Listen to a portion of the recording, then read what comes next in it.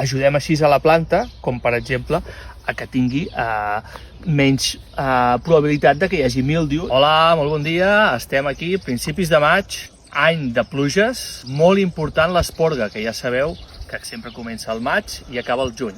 El creixement vegetatiu, com podeu veure, és gran. I els objectius al final de l'esporga seran facilitar una mica l'airejament de la planta i així poder lluitar una mica contra, per exemple, la botritis. També és molt important la insolació, que sigui la correcta del raïm.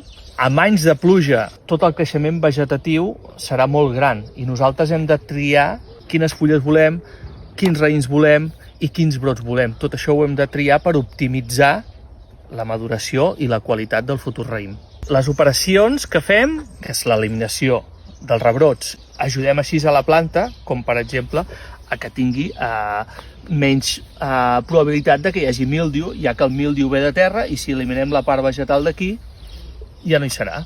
Nosaltres fem aquestes operacions a mà i després, d'aquí uns dies, vindran el ramat de cabres i ovelles a treure les fulles que a nosaltres no ens interessen, les que no són fotosintèticament efectives. Amb anys de sequera, a diferència d'en anys de pluja, la poda en verd, la feina que tenim és menor, tenim molta menys feina, inclús durant 3 anys, que vam patir aquí de molta sequera, el ramat no venia, perquè és que realment no teníem gaire fulla i la fulla també és important perquè ha de fer la fotosíntesi. Amb anys de pluja, com que n'hi ha molta de fulla, llavors sí que podem triar i entre nosaltres i el ramat d'ovelles, doncs, equilibrem, no, aquesta part més vegetativa amb la part sexual o del raïm.